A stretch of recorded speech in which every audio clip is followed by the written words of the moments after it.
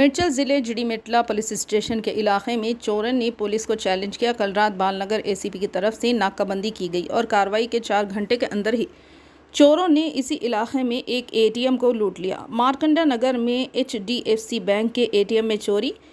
सारिकों ने gas cutter की मदद से एटीएम मशीन में रकम रखने वाले बॉक्स को लूट लिया। पुलिस ने मुकदमा दर्ज कर लिया और CCTV फुटेज की बुनियाद पर तहकीकात कर रही है।